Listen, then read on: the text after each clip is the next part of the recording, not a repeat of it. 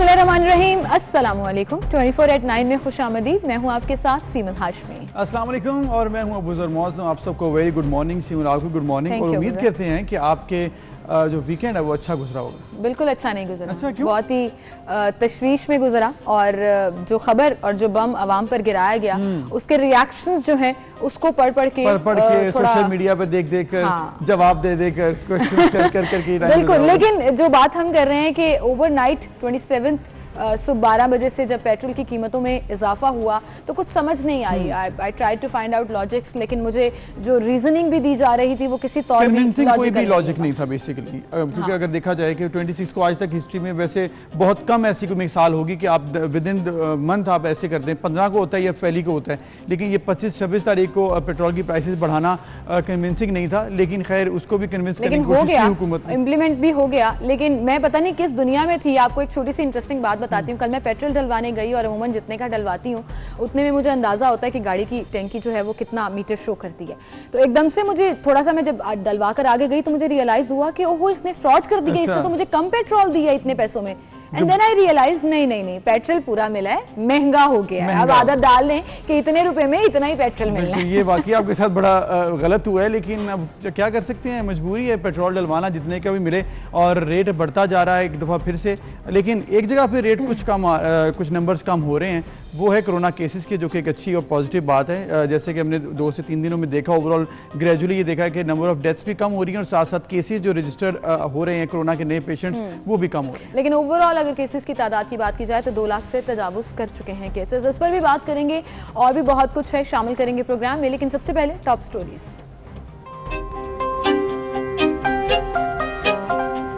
मेरे लिए कितना आसान है 5 साल गवर्नमेंट करना। सिर्फ मैंने इनके 8-9 लोगों को ये कहना है कि तुम फिक्र ना करो, तुम्हारे केसेस हम आगे नहीं बढ़ने देंगे।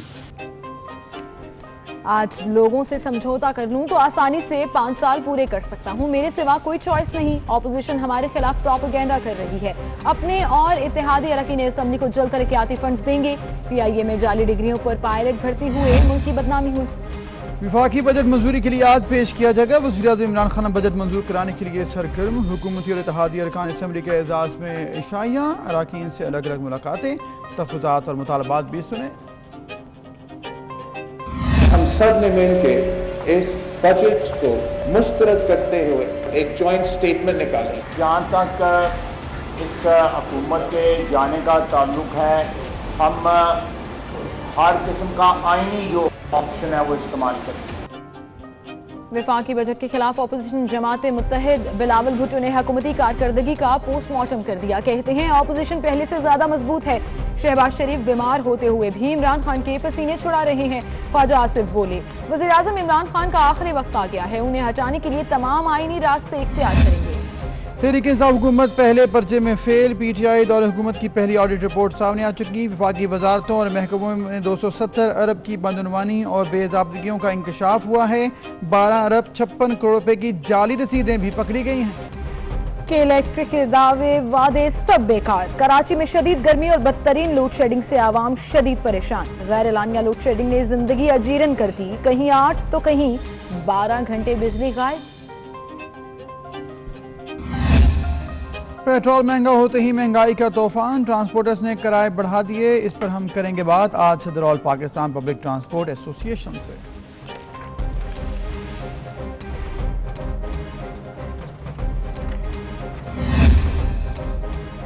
पाकिस्तान में कोरोना केसेस की तादाद में कमी। टोटल तादाद 2,06,512 हो गई। एक दिन में 49 अमवात। मरने वालों की तादाद 4,167 हो गई।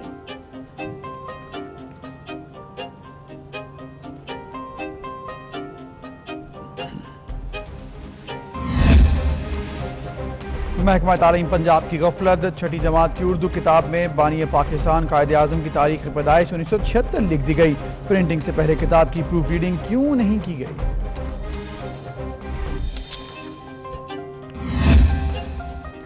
और मानसून की आमद क्या इस साल भी मुल्क के तमाम शहर नदी नालों का मंजर पेश करेंगे? इस पर करेंगे आज बात।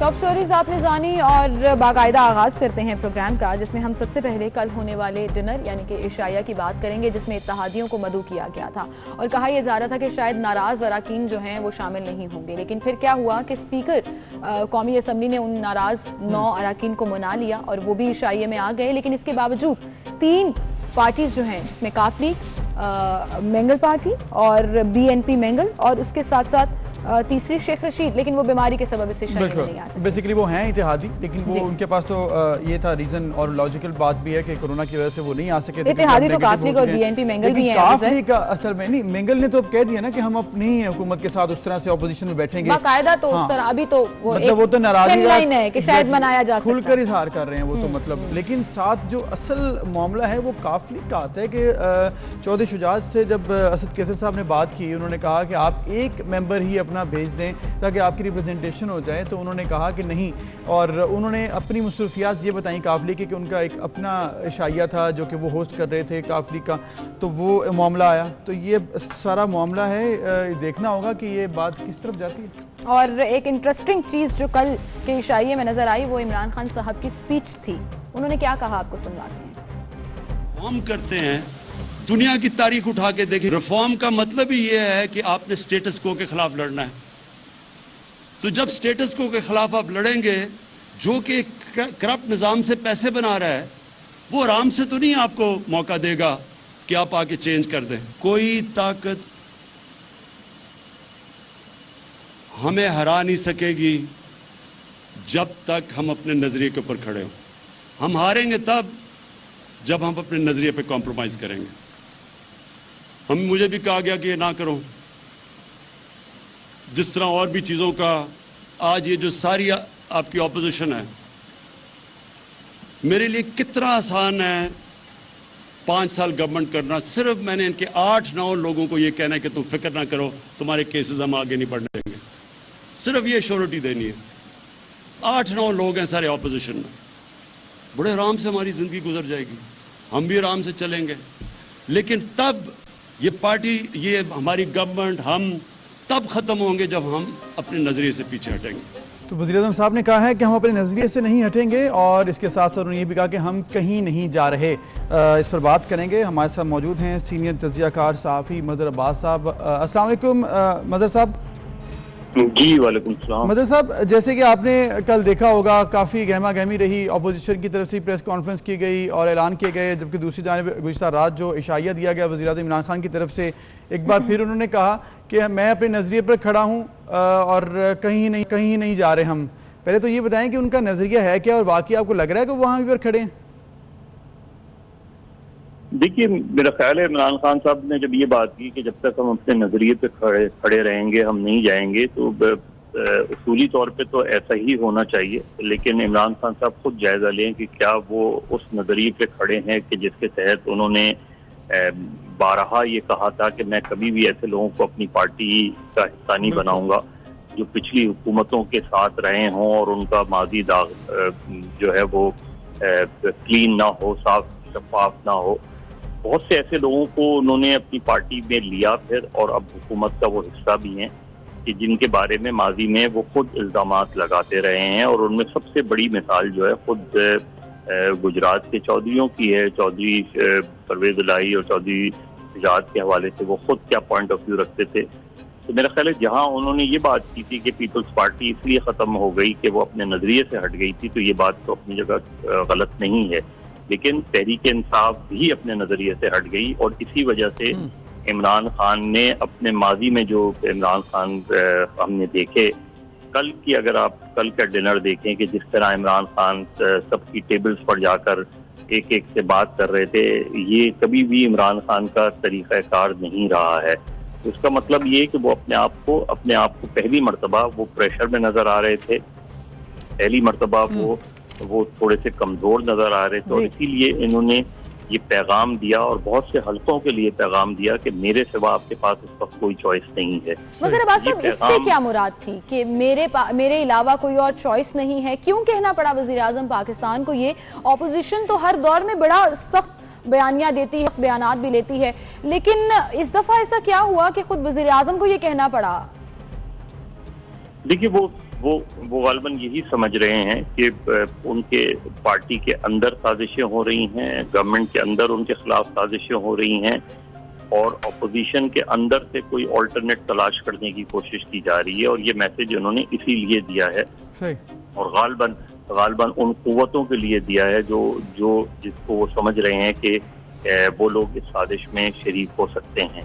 जाहिर है कोई अपोजिशन खुद जो है इकट्ठा नहीं हो गई, खुद एकदम ये सारी चीजें नहीं होगी, तो वज़ीर आज़म की मुसलसल ये जो कोशिशें नजर आ रही हैं, ये जो उनको इत्तेहादियों को दोबारा मनाने के लिए वो मुख्तलिफ लोगों को भेज रहे हैं, इत्तेहादियों को जो उनके मिजाज का हिस्सा नहीं रहा कभी भी, तो इससे बताते खुद ये लगता है कि जो इमरान खान है उनको खुद ये गौर करने की जरूरत है कि क्या वाकई वो अपने नजरिए पर कायम है या नजरिए से हट गए। नजरिए से हटना और उसके बाद सिचुएशन सारी के जिस तरह से उनकी बॉडी लैंग्वेज थी कल, ये बताइएगा कि एक जानिब अपोजिशन ने भी कल कहा है कि हम आखिरी हद तक जाएंगे और आईनी हदूद में रहते हुए, आपको लग रहा है कि अपोजिशन तैयार है? क्योंकि साथ ही बिलावल भुट्टो ने यह भी कह दिया कि हम जो है कोई गैर आईनी कदम नहीं उठाएंगे हम, और शायद ऐसे लग रहा है कि तहरीक अदम एतमाद की तरफ भी वो नहीं जा रहे क्योंकि शायद उनको उस तरह से कॉन्फिडेंस नहीं है नंबर्स पर। तो फिर क्या हो सकता है, पॉसिबिलिटी क्या है अपोजिशन की कि किस तरह भेजना है हुकूमत को? कल उन्होंने कहा कि हम भेजेंगे हुकूमत को। देखिए इमरान खान की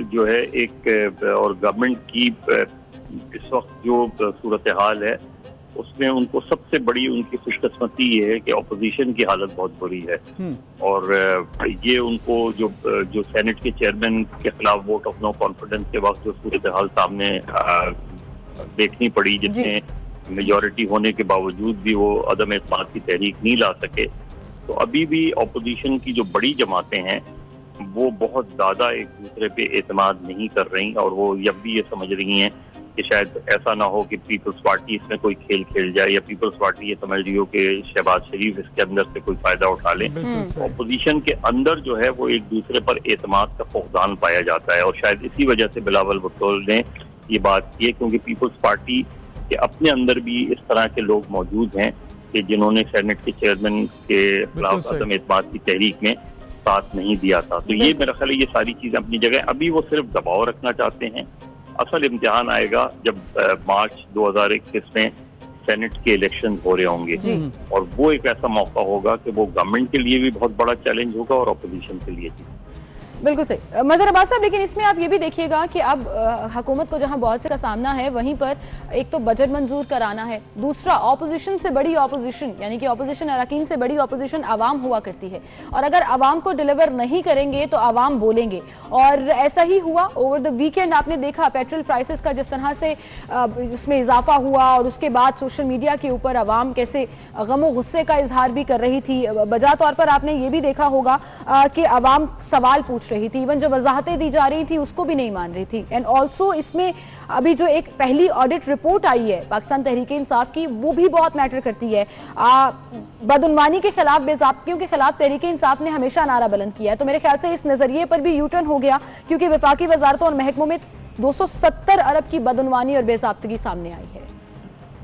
देखिए अब यही मौका है अपोजिशन के लिए, उनके पास वो पब्लिक अकाउंट्स कमेटी के चेयरमैन अपोजिशन के पास है, तो पब्लिक अकाउंट्स कमेटी के थ्रू अपोजिशन जो है वो गवर्नमेंट को टफ टाइम दे सकती है, लेकिन वो फोरम जो है बदकिस्मती से अपोजिशन ने अभी तक इस्तेमाल नहीं किया। जिस तरह हमने देखा था चौधरी निसार अली खान जब पब्लिक अकाउंट्स कमेटी के चेयरमैन थे तो उसकी वो बहुत मुतहर्रिक थी, लेकिन उसके बाद हमने नहीं देखा और सबसे बड़ी गलती उन्होंने यही की थी कि शहबाज शरीफ खुद पब्लिक अकाउंट्स कमेटी के चेयरमैन बन गए थे, जो कि गालिबन नहीं बनना चाहिए था उनको, क्योंकि वो खुद मुकदमात केस कर रहे थे। तो अपोजिशन के पास अपॉर्चुनिटीज तो बहुत हैं, उनके पास अब भी पंजाब में अच्छी खासी जो है वो तादाद में लोग मौजूद हैं, लेकिन वो किस हद तक हुकूमत को टफ टाइम देगी, अभी तक जो कुछ चीज़ें सामने आई हैं अभी तक तो बहुत टफ टाइम नहीं दिया। पहली मरतबा ये जरूर हुआ है कि अपोजिशन के इकट्ठा होने से गवर्नमेंट की नर्वसनेस जो है वो नर्वसनेस में आपको मज़हर साहब नजर आ रहा है कि थोड़ा सा आपको इंक्रीज नजर आया, लेकिन एक तरफ खान साहब ने जब on the floor of assembly कहा था कि नैब जो है वो मेरे इख्तियार में नहीं, हमने तो कोई केसेस नहीं बनाए, और इसके साथ साथ उन्होंने कहा कि पता नहीं मुझे क्यों गालियाँ पड़ती हैं, ये तो सारे पुराने केसेस हैं। साथ ही वो उन्होंने कल ये भी कह दिया कि अगर मैं ये 8-10 लोगों को यकीन दहानी करवा दूँ तो फिर सारे मामला ठीक हो जाएंगे। तो ये भी तजाद फिर ये भी मामला कि फिर क्या खान साहब के हाथ में है सारे केसेस, किस तरह से वो यकीन दहानी करा सकते हैं, इस पर क्या कहेंगे आप? देखिए, मतलब जब कोई नर्वस होता है ना, वो तो बाज़ उसके मुंह से ऐसी चीज़ें निकल जाती हैं कि जो वो अपने आप को ही एक्सपोज कर देता है। और इसी तरह की ये चीज़ें हुई हैं। ये बात अपनी जगह दुरुस्त है कि इनमें से कोई ऐसे मुकदमात नहीं हैं जो मौजूदा हुकूमत ने बनाए हों, लेकिन ये बात भी दुरुस्त है कि चेयरमैन नैब के खिलाफ जो वीडियो लीक हुई, जो और दीगर चीज़ें हुई, उसकी जो भी तहकीकात सामने आई हैं, उससे नज़र यही आता है कि ये गवर्नमेंट या सरकारी हलकों से ही चीज़ें हुई हैं। ये कोई ऑपोजिशन ने वीडियो लीक नहीं की थी।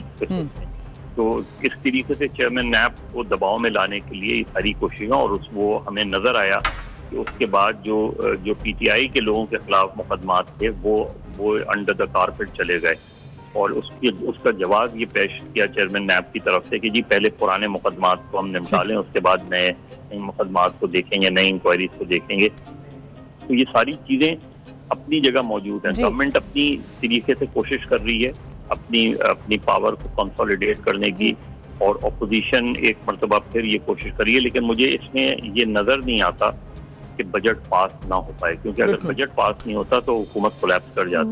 बिल्कुल ठीक। और बजट पास हो जाया करते हैं अगर हम तारीख पर नजर डालें तो। मज़हर अब्बास साहब, बहुत शुक्रिया, आपका साथ मौजूद थे और बता रहे थे कि बजट पास हो जाएगा, क्योंकि अगर बजट पास नहीं हुआ तो ऐन मुमकिन है कि गवर्नमेंट कोलैप्स करे। और इसके साथ साथ काफ लीग ने भी बजट पास करने का वादा करवाया कि वो भी अपने वोट देंगे, तो बजट तो पास हो जाएगा, लेकिन जो कारकर्दगी है उस पर सवाल इसी तरह उठते रहेंगे। अपोजिशन किस जगह पर खड़ी है, अपने अंदर उनके अंदर एतमाद क्यों नहीं है, ये भी बात की मज़हर अब्बास साहब ने।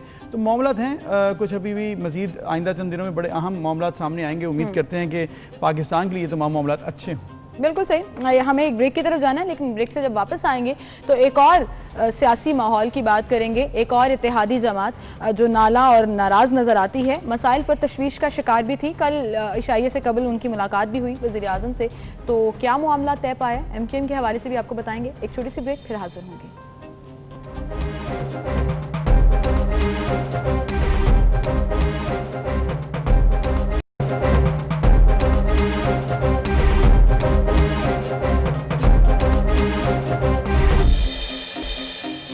वेलकम बैक नाज़रीन। जैसे कि हम ब्रेक पर जाने से पहले बात के कल रात इशाइया तो हो गया और तहफ़्फ़ुज़ात दूर तो कर दिए, लेकिन मामला था क्या, क्यों MQM जो है वो भी नहीं शिरकत करना चाहती थी। उसके बाद जो बुगटी हैं जैन बुगटी, वो क्यों नहीं जाना चाहते थे, उसके बाद उनको क्यों मनाना पड़ा इमरान खान साहब को।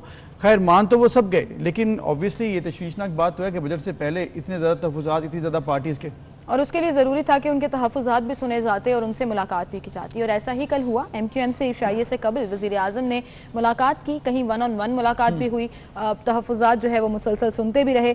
अब उनके मसाइल पर जो तशवीश का शिकार है MQM, उस पर वज़ीर आज़म ने कहा कि जल्द अज जल्द ये मामलात हम सॉर्ट आउट कर देंगे। फिर कुछ बजट का मामला भी था कि फ़ंड्स नहीं दिए जाते, तो उन्होंने कहा कि अपने और इत्तेहादियों को, अपने अरकान को और इत्तेहादियों को हम फंड्स जल्द रिलीज़ कर देंगे। ये एक और यूटर्न है वैसे उनके अपने बयान के ऊपर। जब वो खुद ऑपोजिशन में थे तो बहुत शोर मचाया करते थे कि हमें बजट नहीं देती, लेकिन यहाँ बल्दियाती इंतखाबात भी नहीं करवाए, ये वतीरा जो है वो हर हुकूमत का रहा फिर, और PTI भी उसी गवर्नमेंट में, उसी रॉ में शामिल हो गई जहां पर ऑपोजिशन को कुछ नहीं समझा जाता। बिल्कुल। तो अब ये मामला है क्या और किस बात पर मान गई आखिर MQM, इस पर बात करेंगे। हमारे साथ मौजूद हैं साबिर कायम खानी साहब, रहनुमा हैं MQM के, MNA हैं MQM से।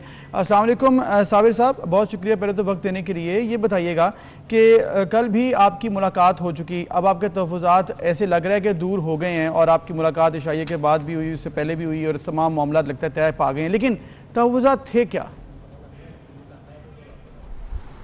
आज मुत्तहिदा हुकूमत पाकिस्तान के एक वफ़द ने वज़ीर-ए-आज़म पाकिस्तान इमरान खान से मुलाकात की, और जैसा कि आप समझते हैं कि जब बजट आता है तो बहुत सारी चीज़ें होती हैं जिन पे मुख्तलिफ़ जमातों को तहफ़्फ़ुज़ात भी होते हैं, मुख्तलिफ़ जमातों के मुतालबात भी होते हैं।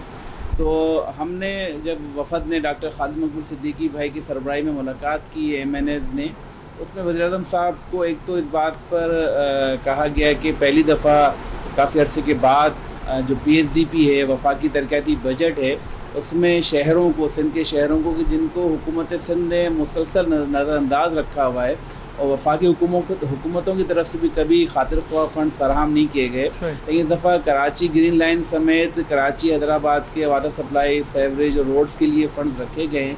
कि जिनकी तरक्याती स्कीमें मुत्तहिदा के MNS ने जमा कराई, गो कि हमारे इस पे ये बात थी कि जिस तरह आबादी के लिहाज से और जहाँ से जितना टैक्स रेवेन्यू जनरेट होता है उसके लिहाज से और गुर्बत के लिहाज से भी कराची, हैदराबाद और अर्बन एरियाज़ को फ़ंड्स मिलने चाहिए, वो कि उस कदर नहीं मिले। लेकिन ये पहला कदम उठाया है कि जो हमारी डिमांड्स थी उन बढ़ाया गया है।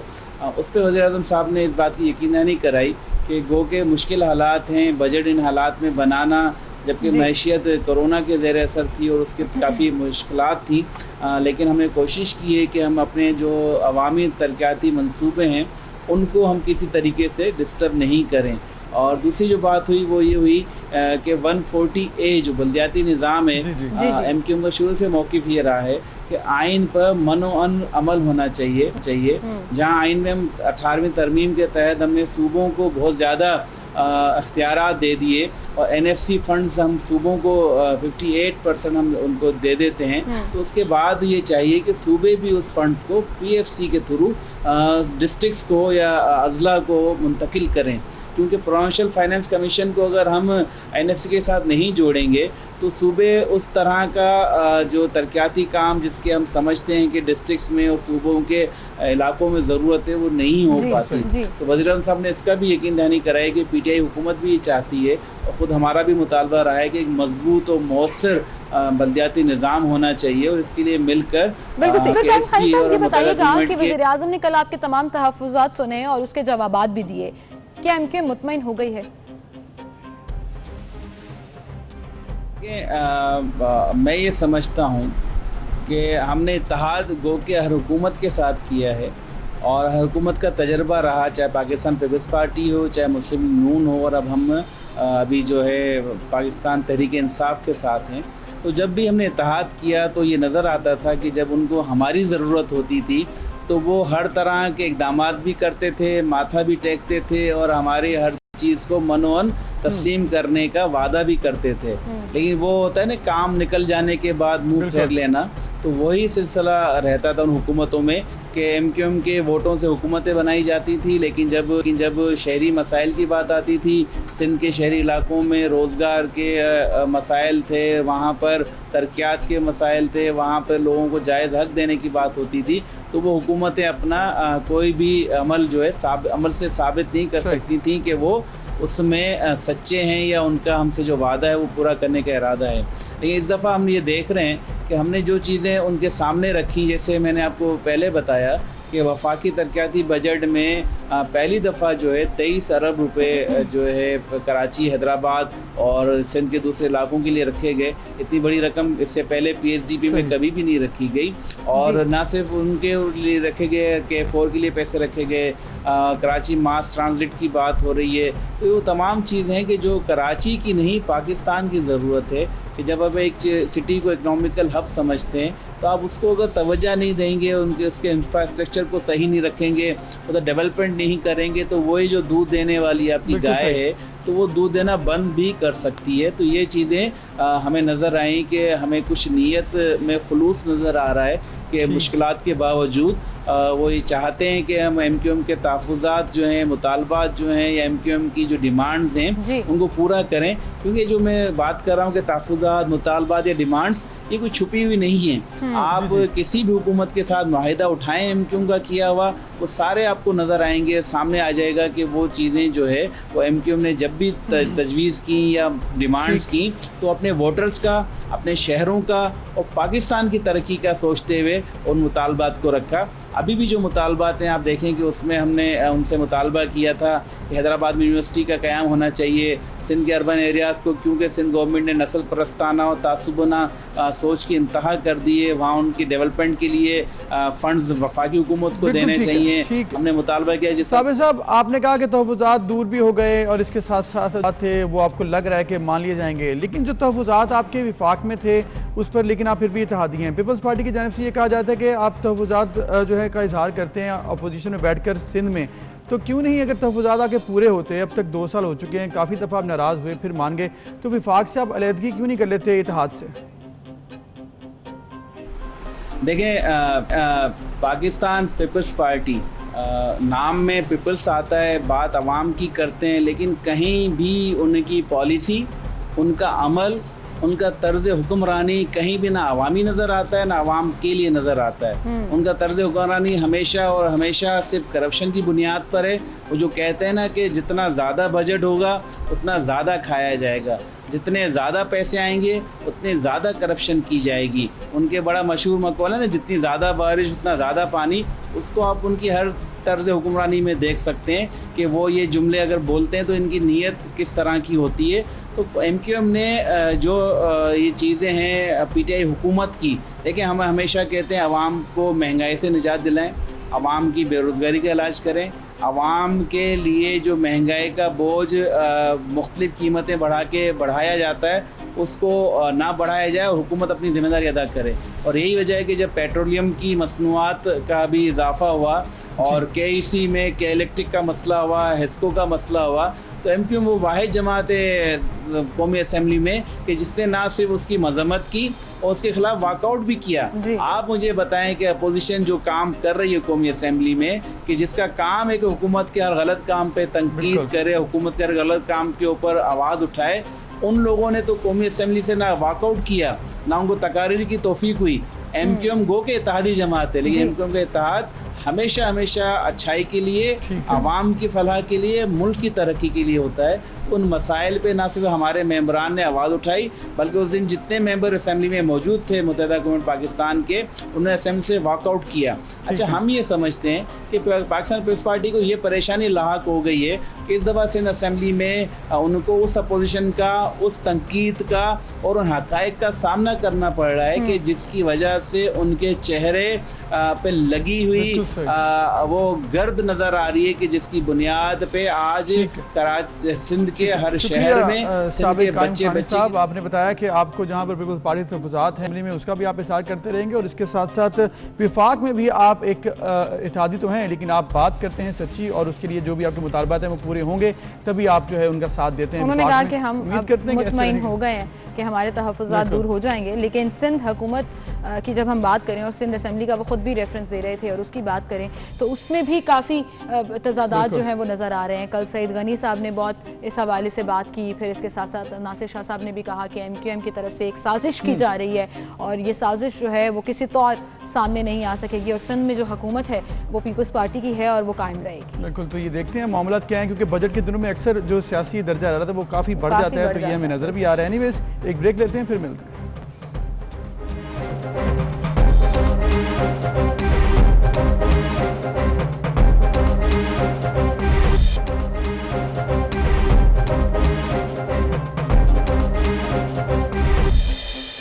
Welcome back. एक बार फिर से आपको खुशामदीद कहेंगे। नाज़रीन, हमेशा ये बात की जाती है कि बच्चों की ग्रूमिंग और तरबियत स्कूल से स्टार्ट हो जाती है, तो ऐसी चीज़ें जिसमें मैं अक्सर जिक्र करती हूँ, टैक्स कल्चर हो गया, इकॉनमी हो गई मुल्क की, आपके रूल्स हो गए, सिविक लॉज हो गए, कि ये स्कूल में ही बच्चों को पढ़ाया जाए तो शायद एक अच्छी जनरेशन जो है वो बेहतर तौर पर सामने आए।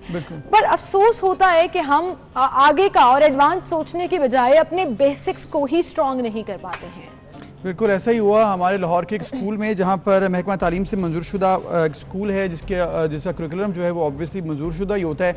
उसमें एक बड़ी बेसिक गलती की गई कि बानी पाकिस्तान कायद-ए-आज़म मोहम्मद अली जिन्ना की जो तारीख़ पैदाइश है उसमें बहुत गलती थी, साफ़ गलती थी, और वो ये थी कि 1976 जो है वो तारीख़ बताई गई और ये आप देख भी सकते हैं उसका प्रिंट भी। और ये हामिद मीर साहब ने इस बात का इंकशाफ किया, जिसके बाद ये मामला उठा और अब इस पर बात भी हो रही है ऑब्वियसली कि ऐसा क्यों हुआ, क्यों ये बात नहीं ठीक की गई, प्रूफ रीडिंग क्यों नहीं की गई है। ये तमाम मामला जिस पर हम देखेंगे आखिर जिम्मेदार कौन है, स्कूल इंतज़ामिया ही सिर्फ जिम्मेदार है या फिर बोर्ड भी जिम्मेदार है जिसने इसकी प्रूफ रीडिंग किए बगैर ही बुक को पास भी कर दिया और वो बुक बच्चों को पढ़ाई भी जा रही है। तो इस पर बात करेंगे। हमारे साथ मौजूद हैं राय मंजूर नासिर साहब, जो कि मैनेजिंग डायरेक्टर हैं Punjab curriculum and text book board Lahore. अस्सलाम वालेकुम राय मंजूर साहब। जी वालेकुम अस्सलाम। सबसे पहले तो ये बताइएगा कि आपकी तबीयत ठीक है, आप कोरोना पॉजिटिव आया, आप बिल्कुल आइसोलेशन में ठीक ठाक हैं? जी मैं बस आइसोलेशन में हूँ, अल्लाह का शुक्र है, तो आप तो हमें याद रखें। Thank you. अल्लाह ताला आपको सेहत और तंदुरुस्ती दे और जल्द से जल्द आप सेहत याब हों। लेकिन ये मामला गौर तलब था तो इसीलिए हमने आपको लाइन पर भी लिया। ये क्या हो रहा है, टेक्स्ट बुक बोर्ड जब कोई प्रूफ रीडिंग करता है, क्या इस तरह की संगीन गलतियों की इजाज़त होती है? 6th क्लास की ये सरमाया उर्दू के नाम से किताब है, तहसीब सन्स की जानिब से ये शाया भी की गई है। क्या ये सबसे पहले तो ये बताएगा कि ये टेक्स्ट बुक बोर्ड के अंदर आता है, और अगर किसी ने प्रूफ रीडिंग नहीं की तो गलती किसकी है? जी, मैं आपको अर्ज करता हूँ कि पंजाब टेक्स्ट बुक बोर्ड जो है हमारा एक एक्ट है, यानी कानून है 2015 का। उसके तहत ये है कि एक तो हम खुद किताबें छापते हैं तकरीबन, बल्कि हामिद मीर साहब ने भी कहा जी कि हुकूमत क्या कर रही है महकमा तालीम, तो मैं ये अर्ज कर रहा हूँ कि हम क्या कर रहे हैं कि हम 15 करोड़ किताबें हमने छापी हैं और वो हमने स्कूलों में पहुंचाई हैं, और इस वक्त और वो उनमें से 10 करोड़ किताबें जो है मुफ्त तकसीम होती हैं, उनका कोई पैसा नहीं होता, और इस वक्त वो बच्चों के हाथ में है। ठीक है। दूसरी किताबें ये हैं कि कुछ ऐसे प्राइवेट स्कूल हैं, जैसे अब ये स्कूल है, इस तरह के बेशुमार स्कूल्स हैं जो पंजाब टेक्स्ट बुक बोर्ड की किताबें पढ़ाते हैं, और वो भी फिर हमारी किताबें प्राइवेट पब्लिशर छापते हैं। लेकिन अब हम आते हैं इस किताब पर। इस तरह की किताबें, ये ग्रामर की किताब है और इसके 159 पेजेस हैं, यानी आम अल्फाज में कह लें कि 160 सफ़े की किताब है, और इसके सफ़ा नंबर 137 पर ये गलती है जिसकी निशानदेही की गई है। अच्छा, ये बिल्कुल एक टाइपिंग मिस्टेक है, एक क्लरिकल मिस्टेक है, और इस पे जितना इसको उछाला गया है मैं तो हैरान हूँ। मतलब मैं बीमारी की हालत में इसलिए मैंने कहा कि मैं खुद इस पे अर्ज करूँ कि हामिद मीर साहब को लगता है कि अभी कोई और काम नहीं है, तो उन्होंने कहा कि चले ये कौमी इशू है, मैं इस पर बात करता हूँ, मैं आपको उसकी पूरी डिटेल बताता हूँ। हामिद मीर जैसे साफी से तो उसकी तवक्को करनी ही नहीं चाहिए कि वो किस तरह का मसला पिन पॉइंट करे। ये सिंपल इतनी सी बात है कि आज ये राय साहब, इसको आप इतनी सी बात नहीं कह सकते। ये टाइपिंग मिस्टेक हो या जो भी मिस्टेक हो, गलती बहुत बड़ी है। 1 सदी का गैप डाल दिया। अब इस तरह की और भी माजी में बहुत सी गलतियां आई हैं, मैं रेफर नहीं करना चाहती हूँ, और पर्टिकुलरली अगर इसी की बात करें तो इसको जस्टिफाई नहीं किया जा सकता सिर्फ ये कहकर कि ये टाइपिंग मिस्टेक है।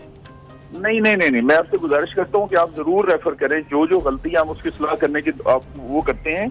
मैं आपको बताता हूँ कि मसलन एक खातून ने टीवी पर खबरें पढ़ते हुए खसरा को उसने समझा कि ये खुसरा लिखा हुआ है, और उन्होंने उसकी ट्रांसलेशन करके खाजा। अच्छा राय साहब, ऑब्वियसली गलती ठीक है, आपने कह दिया कि ह्यूमन एरर है, ये हो गया जो भी वजह, इसको एक तो बताइए करेक्शन कब होगी? 1 मिनट दें, मैं आपको पूरा प्रोसीजर बताता हूँ कि ये है क्या। देखिए, ये ट्वीट, ये पहले जिस बंदे की शिकायत है ना, उसकी बात करें, हामिद मीर की तो शिकायत नहीं है जी। ये शिकायत है किसी और साहब की, उनका नाम है जावेद बदर पाकिस्तान के नाम से वो ट्वीट करते हैं, जिन्होंने सबसे पहले इनिशिएट किया है। जी बिल्कुल, जावेद बदर पाकिस्तान का ट्वीट आता है।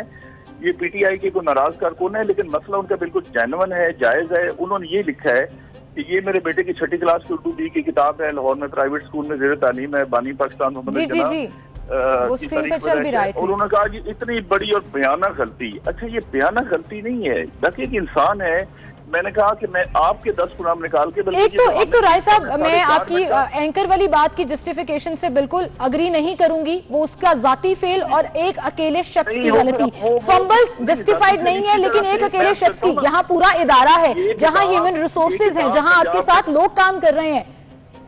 राव साहब, बच्चों की डेवलपमेंट इसके ऊपर डिपेंड करती है। आप कैसे कह सकते हैं कि एक एंकर का फंबल जस्टिफाइबल है? वो अपनी गलती के खुद जिम्मेदार है। पूरा सिस्टम अगर गलत होगा तो पॉइंट आउट करना हमारा राइट है। नहीं, आपका बिल्कुल राइट है, लेकिन ये राइट नहीं है कि पांव पे पांव आ जाए तो आप कहें जी बंदे को कत्ल कर दें और उसे फांसी लगा दें। ये बिल्कुल राइट है पॉइंट। आप सुने ना, मतलब ठीक है, इसको सही मत करें। आप बोल देंगे टाइपिंग मिस्टेक है और ऐसे ही चलने दें, बच्चों को यही सिखाते रहें, आइंदा और भी गलतियां होंगी हम टाइपिंग के अंडर डाल देंगे। इशू ये है कि आप मुझे हर 7 सेकंड के बाद काटेंगे 2 बंदे, तो फिर मैं बात नहीं करता। आप वापस सर, आप ही की बात सुन रहे हैं। अगर मुझे आपने लिया है, देखिए मैं पूरे पंजाब के इंचार्ज हूँ इस इशू का, मैं बिल्कुल कोरोना के बावजूद हाजिर खिदमत हूँ। चलिए आप अपना पॉइंट ऑफ व्यू दें। कोशिश एक दफा कोशिश कर लें कि 30 सेकंड आप दोनों किस तरह से एफर्ट करके मुझे इंटरप्ट ना करें, यानी सिर्फ 30 सेकंड कोशिश ये नहीं करें। बोलिए आगे भी चले करके देखिए, इंशाल्लाह प्रोग्राम अच्छा हो जाएगा। देखिए, मैं अर्ज कर रहा हूँ कि हमें ये ट्वीट होता है। ट्वीट के बाद मिनिस्टर फॉर एजुकेशन डॉक्टर मुराद रास ने, क्योंकि मैं बीमार था लेकिन वीकेंड के बावजूद उन्होंने मुझे भेजा। अच्छा, मैंने इस पर पूरी वर्किंग की। ट्वीट के अंदर जो असल ट्वीट है उसके अंदर उन्होंने ना स्कूल का नाम लिखा है, ये हामिद मीर की अपनी रिसर्च है कि लेडी बर्ड स्कूल है, मुल्तान रोड पे है वगैरह, ठीक हो गया, और उन्होंने इसको जोड़ने की कोशिश की है। खैर से मैं तो हैरान हो गया कि ये छोटी मोटी साफत हम भी टीवी पे मैंने बड़े प्रोग्राम किए हुए हैं। उन्होंने कहा जी हमाद अजहर का हल्का है, मियां असलम इकबाल यहाँ फंक्शन पे जाते रहे, उस्मान बुजदार को फलां कर देना चाहिए। भाई, एक किताब में गलती हो गई है। अच्छा, नंबर 2 कि ये किताब हमारे पास आई भी नहीं। मजे की बात यह है कि ये जो इस तरह की कुछ किताबें ऐसी हैं जो हमारे पास इन्होंने नहीं भेजी, ये इनकी गलती है कि इनको किताब पंजाब टेक्स्ट बुक बोर्ड से पास करानी चाहिए थी। अच्छा, इसका एक एक्शन है। एक्शन मैंने कहा कि पाँव पे पाँव आने का एक्शन ये है कि सजा जरूर है, या ट्रैफिक एक बंदा इशारा वायलेट कर लेता है तो जुर्म है, लेकिन उसके जुर्माना है, उसकी बहुत सजा नहीं है। तो इसकी सजा क्या है? आप राय साहब, मैं आपको निशानदेही कर दूं कि आप तकरीबन 1.5 मिनट तक मुसलसल बोलते रहे हैं और हमने आपको इंटरप्ट नहीं किया। अब इसमें एक छोटी सी बात मैं कर दूं कि अगर कोई सहाफी इन्वेस्टिगेट करता है किसी फैक्ट्स को तो वो उसका जॉब है, वो करेगा।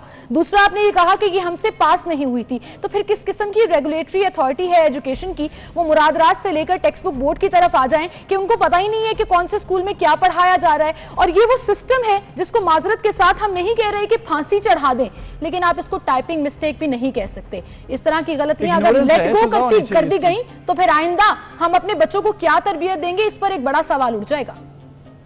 बिल्कुल आपका सवाल दुरुस्त है। मैं अब आपको बताता हूँ। नॉर्मली ये होता है कि देखिए, ये हजारों की तादाद में स्कूल्स हैं और उन हजारों की तादाद में हजारों किताबें पढ़ाई जाती हैं, लेकिन मैं आपको एक अच्छी खबर देता हूँ।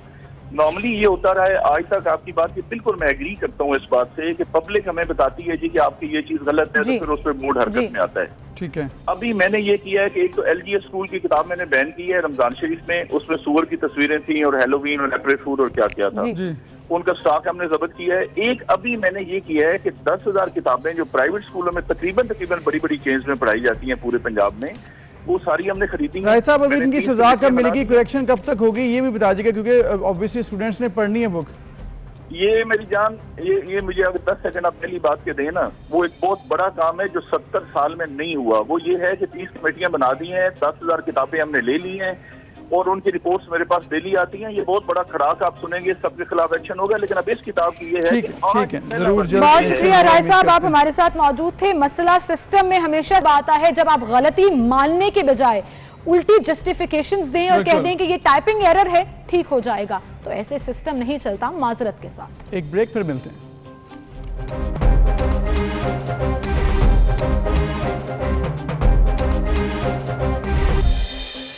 वेलकम बैक नाज़रीन। जैसे ही आपने ओवर द वीकेंड देखा होगा कि पेट्रोल की प्राइसेस बढ़ गई, जिसके बाद शोर तो बहुत हुआ, लेकिन अवाम क्या करे, बर्दाश्त करे, पेट्रोल डलवाना है। लेकिन इसके साथ एक और मामला हुआ जो कि इंतहाई परेशान कुन है आवाम के लिए, और ये बर्दाश्त करना मुश्किल भी होता जा रहा है। ट्रांसपोर्ट के किराए बढ़ रहे हैं और ये इसके हवाले से देखा जा रहा है कराची से लेकर आप खैबर तक देखें कि ट्रांसपोर्टर्स ने किराए बढ़ा दिए हैं फौरी तौर पर। आपने देखा होगा सिमल, जब पेट्रोल सस्ता हुआ तो उस तरह से उसका रिफ्लेक्शन नहीं आई, आवाम उस तरह से रिलीफ नहीं मिल सकी। पहले तो पेट्रोल ही नहीं मिला पंप्स में, उसके बाद दीगर मसाइल भी कहीं पर कम नहीं हुए। लेकिन जैसे ही पेट्रोल की प्राइस बढ़ी तो फौरी तौर पर उसका जो रिफ्लेक्शन है दूसरी चीज़ों पर नजर आना शुरू हो गया। ये बात हम तब भी कर रहे थे कि जब पेट्रोल सस्ता हुआ था तो अब उसका ट्रिकल डाउन इफेक्ट किरायों से लेकर अशिया खुरनोश पर भी आना चाहिए था, सब्जियों पर भी आना चाहिए था, फलों पर भी आना चाहिए था, लेकिन उस तरह से नहीं आया। इन्फ्लेशन रेट उस तरह से कम नहीं हुआ। लेकिन अब जब पेट्रोल महंगा हुआ है तो एकदम से दोबारा किरायों में इजाफा हो गया है। और ये सिर्फ इंटरसिटी बसेस के दौरान नहीं हुआ, बल्कि लोकल ट्रांसपोर्ट के दरमियान भी अब ये कहा जा रहा है कि किरायों में इजाफा हो जाएगा। इस पर हम बात करेंगे। हमारे साथ सदर all Pakistan public transport association इस वक्त स्टूडियो में मौजूद हैं, असमतुल्लाह नियाज़ी साहब। उन्हें हम खुश आमदीद कहेंगे। अस्सलाम वालेकुम नियाज़ी साहब, बहुत शुक्रिया जी आपकी तशरीफ आवरी के लिए। चेयरमैन साहब, जो आप पूरे पाकिस्तान के ट्रांसपोर्ट एसोसिएशन को रिप्रेजेंट भी करते हैं, अब पेट्रोल की कीमतों में इजाफा हुआ है, किरायों में इजाफा कर दिया गया, क्या इसका कोई नोटिफिकेशन आया गवर्नमेंट की तरफ से आप लोगों को, या कोई इस पे चीज़ तय पाई थी जिसके अकॉर्डिंगली इजाफा किया जाएगा? देखें, गवर्नमेंट जो है ना, जो भी काम कर रही है इस वक्त, वो किसी से ये मशावरत नहीं करते। अच्छा, जो सूरत हाल असल में जो नज़र आ रही होती है ना, वो और होती है, और जो प्रैक्टिकल जो ग्राउंड जो है वो कुछ और है जी। असल बात ये थी कि ये जो डीजल जब कम किया गया था ना, वो भी इन्होंने मेरा ख्याल है सिर्फ एक पब्लिक को किसी ने मशवरा दिया, मुशीर जो माशाल्लाह हमारे मशहूरों की फ़ौज जो है, उसमें से किसी ने कह दिया कि जी इतने पैसे काम कर लें, और डीजल बाद में शार्ट हो गया। माफिया ने आके उसको कंट्रोल कर लिया और डीजल मिलना क्या, कुछ भी मिलना बंद हो गया, पेट्रोल वगैरह। देखिए, अब सूरत हाल ये होती है कि इसमें हमारी जो ट्रांसपोर्ट है, इसमें दो कैटेगरीज हैं, एक पब्लिक के लिए और एक गुड्स के लिए, बिल्कुल कार्गो जो ट्रांसपोर्ट आप करते हैं। देखिए, इसमें अब रिलीफ जो होता है ना, ये ऐसा नहीं था। हमने जब गवर्नमेंट ने जब ट्रांसपोर्ट की इजाज़त दी है हमें, तो हमारे मुज़ाकरात हुए थे कुछ, उसमें से 120 कोरोना की बात कर रहे हैं, अब जब कोरोना के बाद लॉकडाउन हुआ। बिल्कुल, लॉकडाउन के बाद जब ट्रांसपोर्ट दोबारा चली, पब्लिक ट्रांसपोर्ट जो जब, तो उस वक्त हमारे मुज़ाकरात हुए थे जिसमें कुछ मिनिस्टर साहबान भी थे, कुछ नाराज़ भी हो गए बाद में, क्योंकि हमारा ये सिस्टम ये है कि हम अपोज करते हैं बात, ये नहीं करते कि मशावरत से काम चले। जब भी कोई भी काम आप करेंगे मशावरत से, उसका फ़ायदा करने वालों को भी होगा और उससे जो रिलेटेड लोग हैं उनको भी बराह रास्त पहुँचेगा। ठीक है, हम ये चाह रहे थे कि ठीक है जी, इतना डीजल कम हुआ है तो हम आवाम को इसका फ़ायदा पहुँचाएँ। ठीक है, तो उस पर गवर्नमेंट ने जो था वो अपनी मनमानी की कुछ कोशिश की, जिसमें 2-3 दिन गवर्नमेंट ने इजाज़त देनी। यहीं पे थोड़ा सा आपका पॉइंट कि आपने कहा मनमानियाँ, देखें एसओपीज़ के मुताबिक जो डिस्टेंस था वो रखना था, मास्क सैनिटाइजर बसों को करना और किराए कम करना, इसमें से कौन सी ऐसी बात है जो कि गलत है और जो कि नहीं करनी चाहिए हुकूमत को? 8-9% डीजल जो कम हुआ था, मगर हमने 20% तक किराए कम किए, कार्गो में भी पैसेंजर में भी। देखिए ये हम चाह रहे थे कि हम पाकिस्तान का हिस्सा हैं और पाकिस्तानी लोग हैं, हमने भी वोट देने हैं। ठीक है, ये जो जिसको इग्नोर किया जा रहा है ना, हमारे जो ट्रांसपोर्ट की जो इसमें इसको इंडस्ट्री कहता हूँ, गवर्नमेंट तो अभी इसको रिकग्नाइज नहीं कर रही, जिसको करना चाहिए। अच्छा, तो ये इसमें गवर्नमेंट ने उसमें बड़े वादे शादे हमसे किए, मगर बस वो क्योंकि ये होता यही है कि काम हो गया तो फिर उसके बाद मिनिस्टर मिलते ही नहीं, उनको टाइम ही नहीं होता। उसके बाद टाइम उनके पास उस वक्त होता है जब इलेक्शन आ रहे होते हैं, फिर उसके बाद ये पिछले जो है झगड़े ख़त्म। तो बात ये थी असल में कि देखें अब आप पैसेंजर भी 50% कर दें, किराया भी 20% कम कर दें, तो फिर किस तरह गाड़ी चलेगी? चलनी तो किसी, वो तो आपने एहतजाज किया, अब जी एहतजाज किया, फिर हमारी बात मान ली इन्होंने। अभी देखे जुल्म की इंतहा ये है कर देना कि कुछ बातें नहीं, मानी कोई भी नहीं, सिर्फ यही था वो मिनिस्टर ट्रांसपोर्ट और सेक्रेटरी ट्रांसपोर्ट ने पर्सनली जो था उसको उन्होंने अपने ऊपर लेके बात कि हमारे साथ करके हमने उनको, जो हमारी कोशिश थी, जो हम जिस तरह गाड़ियों को स्प्रे करवा रहे थे, बाकी जिस तरह वो सारे एसओपीज़ के सिवाय पैसेंजर के बैठने के डिस्टेंस के, क्योंकि एयरलाइनों में भी ये हो रहा है, कोई डिस्टेंस नहीं था, तो बाकी हम सारे फॉलो कर रहे थे। तो उन्होंने हमें इजाज़त दिलवाई थी कि जी ठीक है, अगर निज़ाम चलाना है, ईद का मौका है, इसके बाद ठीक है जी। अब बात जो मैं करना ये चाह रहा था कि कोई भी निज़ाम मुशावरत से हुआ, गाड़ियाँ चल गई, सिस्टम चल गया, लोगों को फ़ायदा पहुँचा। अब ये है कि तमाम इंडस्ट्री बंद है जी, ठीक है जी। अब उसमें पैसेंजर लोग हैं ही नहीं, तादाद कम है, तादाद बहुत कम है। जहाँ पे एक शहर में 20 गाड़ियाँ जाती थी दिन में, वहाँ जा रही हैं 6-7 गाड़ियाँ। नियाज़ी साहब, लेकिन क्या ये जस्टिफाइबल है फिर कीमतें इतनी बढ़ा देना कि जिन लोगों की मजबूरी है सफर करना, चाहे तादाद कम है, उन्होंने तो जाना ही है, नहीं ऐसा नहीं है, ऐसा नहीं है, डाल देना जो ट्रांसपोर्ट, नहीं ऐसा नहीं है। देखें बात ये है कि ये गाड़ी जो थी पहले करोड़ रुपए, 1.25 करोड़ की थी, अभी 2.5 करोड़ रुपए की गाड़ी है। अच्छा, ठीक है, और बैंकों से लीज की हुई गाड़ियाँ सारी, 95% गाड़ियाँ लीज्ड हैं, ठीक है। अब लीजें भी देनी, बैंक अलग परेशान है। अब गवर्नमेंट ने गलत तरीके से जो कई इदारों को सब्सिडियाँ कर दी और मुख्तलिफ जो था अपने खर्चे कम करने की बजाय अवाम के ऊपर, अभी एक जो जुल्म बड़ा एक हो रहा है कि टूल प्लाजे और बढ़ा दिए इन्होंने भी, जो पहले टूल प्लाजे इनको कम करके, देखें आप कहीं से इंसेंटिव दें और कहीं से हमसे ले लें। लेकिन मुझे बताएं कि आप ये कहना कि टूल प्लाजे बढ़ गए, फिर ऑब्वियसली क्रंच सिचुएशन है पूरे पाकिस्तान में, ओवरऑल सिचुएशन ख़राब है, तो सभी बर्दाश्त कर रहे हैं, सभी ट्रांसपोर्टर्स हों या आम कारोबारी तबका हो, जॉब पेशा लोग भी परेशान हैं। लेकिन क्या ये तरीका है हल आपके पास अपने नुकसान पूरे करने का कि सारा बोझ फिर आवाम पे डाल दो? नहीं डाल रहे हम ये कह रहे हैं, देखिए मैं अभी जैसे आपको बताया कि 8% 10% डीजल जो था हमें रिलीफ मिला, हमने 20% जो है कम किया।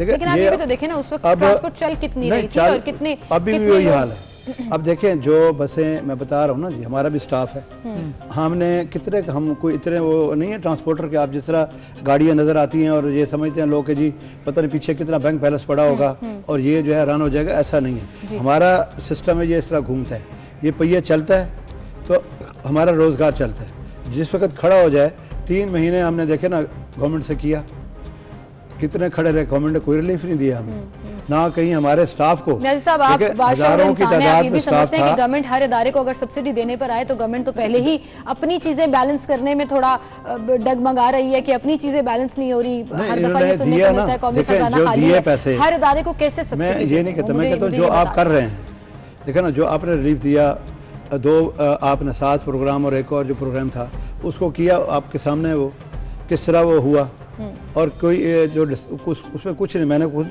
रिक्वेस्ट की थी जाकर कि जो बड़े बड़े लोग थे, बड़े बड़े इंडस्ट्रियलिस्ट थे, उनको मैं जाकर हमने क्या डिमांड क्या थी, क्या आपको मैंने ये कहा था कि जी जो हमारा स्टाफ है कम से कम जो राशन आप लोग तकसीम करवा रहे हैं, गवर्नमेंट कर रही है, उसमें से कुछ तो हमें दे देना, ताकि हम अपने स्टाफ को तो करें अकोमोडेट।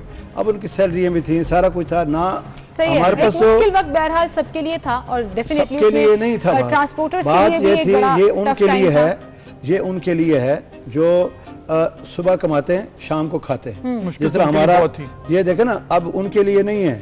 अभी आप कई बातें ऐसी सुनने में आती है, जो अभी जो बजट आया है इसको आप देख लें, देखे ना, मैं एक काम कर रहा हूँ, मैं कहता हूँ जी मेरा 1000 रुपया जो है इनका मैं 2000 रुपये खर्च करूंगा, तो 1000 रुपये मैं कहाँ से लाऊंगा?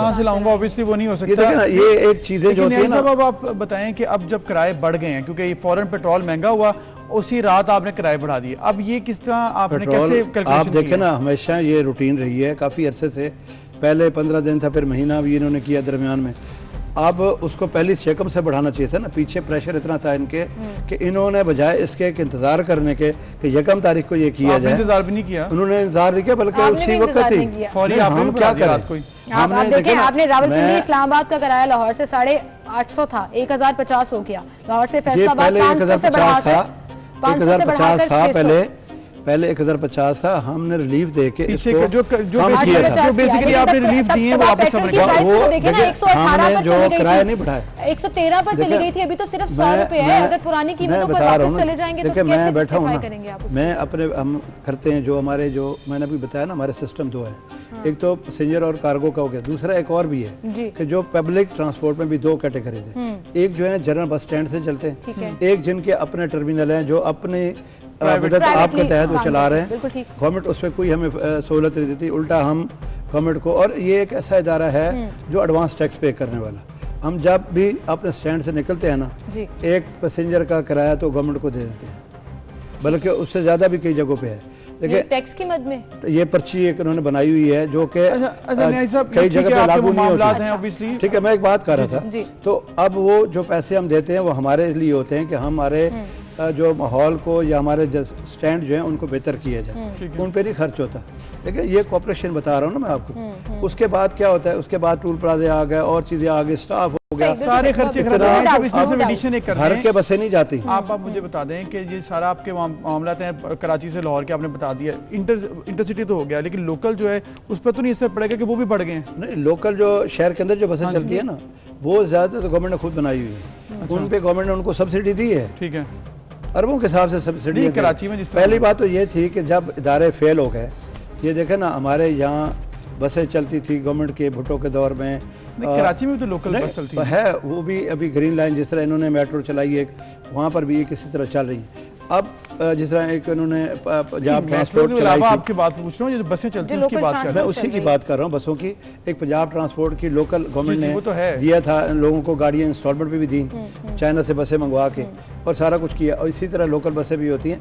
तो ये जो था, ये असल पता क्या जी, वहाँ पे जो है ना, हम किसके लिए करते हैं, 2 कामों के लिए ना जी, हमारे रोजगार भी मिले और लोग भी इस पे फायदा। लेकिन हमारे पास अगर मैं ये कहता हूँ, अगर मैं किराया बढ़ाता जाऊंगा तो मैं किसके लिए बढ़ाऊंगा, पैसेंजर ही नहीं होगा, तो मुझे तो उतना किराया बढ़ाना है। मजबूरी भी होती है ना, काम पे जाना, तो वो मजबूरी का फायदा उठाना है, मजबूरी का फायदा हम नहीं उठा रहे, मजबूरी का हम ये कर रहे हैं कि हम ये चाहते हैं कि इस अवाम, हम, मैंने पहले बताया ना कि हम पाकिस्तानी हैं और पाकिस्तान का हिस्सा है, हमने यहीं रहना है। देखिए मुझे इतना कुछ चाहिए, मुझे नहीं चाहिए कि बैंक बैलेंस मेरा पड़ा हो ना। अब चलिए न्याज़ी साहब, ये तो आप कह रहे हैं, लेकिन इसमें एक छोटी सी बात सिर्फ ये है कि बीच का रास्ता निकालना होगा। एकदम से अगर कीमतें हम बहुत ज़्यादा बढ़ा देंगे किराए में, वही आपके वाली बात कि फिर पैसेंजर नहीं आएंगे, तो गरीब पैसेंजर ही है जिसने लोकल ट्रांसपोर्ट पे ट्रैवल करना है। तो कहीं ना कहीं एक ऐसा सिस्टम डेवलप करना पड़ेगा गवर्नमेंट को भी और ट्रांसपोर्ट मिलकर बैठेंगे। मैं आपके चैनल से ये पहले तो बात कर रहा हूँ, क्योंकि मैं पहले तो एक छोटा सा पैगाम भी देना चाह रहा था शुरू में कि जो ये कोरोना है, इसके मैं खुद इससे गुजरा हूँ, ये अल्लाह ताला किसी दुश्मन को भी तकलीफ ना दे, और ये हम मजाक समझ रहे हैं। देखिए अल्लाह ताला ने हुक्म दिया है कि आप जो है, हमारे नबी पाक सल्लल्लाहु अलैहि वसल्लम ने भी कहा। मैं आखिरी बात ये कहूँगा कि जो है ना, गवर्नमेंट जब तक कोई भी काम करने से पहले हमारे साथ मशावरत नहीं करेगी। तो आप एहतजाज करते रहेंगे और किरायों का जो रेट है फौरी बढ़ाते रहेंगे और गरीब आवाम पर सारा प्रेशर डालते रहेंगे। मैं ये आपने गाड़ी चला रहा मोटो बना लिया। हूँ, मैं किस तरह चलाऊंगा? देखिए ना, मेरे पास इतना खर्च भी ना हो। बिल्कुल सही न्याजी साहब, आपकी एक बात 100% ठीक है। मेजर स्टेक होल्डर हैं इस पूरे इशू में, और अगर ट्रांसपोर्टर्स को ही ऑन बोर्ड लेकर गवर्नमेंट मुशावरत से स्ट्रेटजी नहीं बनाएगी तो फिर हालात आवाम के लिए खराब होंगे, वो चाहे किराए बढ़ने की सूरत में हो, वो ऐसे रिक्वेस्ट करें कि लेकिन इसके साथ साथ आवाम पर प्रेशर रहती है, आवाम पर प्रेशर ऐसे फौरी तौर पर रिफ्लेक्ट नहीं करना चाहिए। एनीवेज मामला हैं, गवर्नमेंट को इसको देखना चाहिए। एक ब्रेक लेते हैं, फिर मिलेंगे। मिनिस्टरों को चाहिए जी।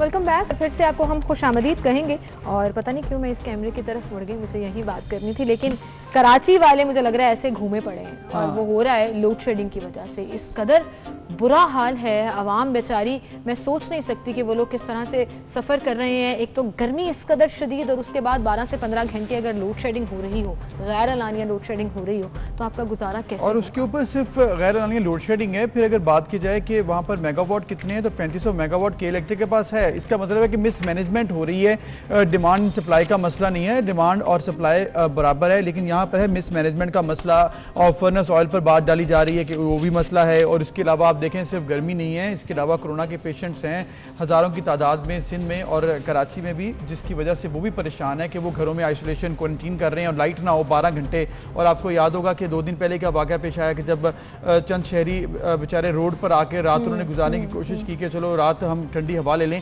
और वहाँ पर भी हादसा हो गया, गाड़ी आई और 4 अफराद को कुचल दिया। तो फिर क्या करें अवाम, गरीब अवाम कहाँ पर जाए अगर हुकूमत जो है इसको देखेगी नहीं, सिर्फ एहतजाज करेगी और सिर्फ बातें करेगी। बिल्कुल, और सितम पे सितम आप ये देखिए कि जब बिजली नहीं आती है तो पानी भी बंद हो जाता है। एक तो वैसे ही वहाँ पर पानी आपको परचेज करना पड़ता है, और जो घरों में पानी आ रहा होता है वो गायब हो जाए तो किस कदर ज़हनी अजियत से शहरी गुजर रहे होंगे, वी कैन नॉट इमेजिन। ये एक टफेस्ट टाइम है जो गुजर रहा है। खैर के इलेक्ट्रिक को जवाब तो देना होगा इस हवाले से, लेकिन गवर्नमेंट इस पर क्या कर रही है और गवर्नमेंट क्या एक्शन लेगी, बोलेगी या नहीं, इस पर भी हम बात करेंगे। लेकिन इसके साथ साथ चूंकि हम सिंध गवर्नमेंट की बात कर रहे हैं तो अबू ज़र एक मामला जो हमने पहले भी डिस्कस किया कि सिंध में अब MQM और पीपल्स पार्टी की जो टसल है वो भी प्रोमिनेंट होना शुरू हो गया। बिल्कुल, और ये कहा गया गुज़िश्ता रोज़ प्रेस कॉन्फ्रेंस में पीपल्स पार्टी के रहनुमा मौजूद थे, उन्होंने कहा कि अगर विफाक से मसाइल हैं MQM के तो वो छोड़ दे, और यही मसाइल उनको अगर सिंध में हैं तो वहाँ पर तो अपोजिशन में हैं। तो सईद गनी साहब हमारे साथ मौजूद हैं जो कि सूबाई वज़ीर सिंध हैं, उनसे हम बात कर लेते हैं इन तमाम मामलात पर कि MQM के साथ क्या मामलात हैं और दूसरी जानिब इस वक्त जो सूरत हाल है कि इलेक्ट्रिक की, बिजली की। अस्सलाम वालेकुम गनी साहब, बहुत शुक्रिया पहले तो वक्त देने के लिए। एक जानिब गर्मी का जोर, ऊपर से कोरोना, फिर बिजली की लोड शेडिंग, शहरी परेशान है, सूबाई हुकूमत किस तरह से लेकर चल रही है, फैसला कहाँ पर किया जा रहा है, कैसे रिलीफ मिलेगा आवाम को?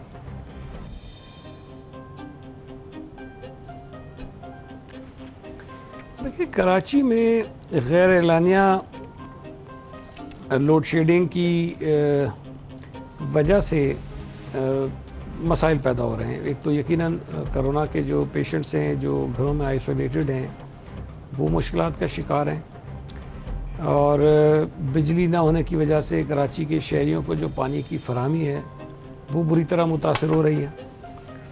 और फिर उसके साथ साथ पेट्रोल की कीमतों में जो इजाफा हुआ है वो पूरे मुल्क के लोगों के लिए एक अजाब की सूरत में सख्त नाज़िल हुआ है।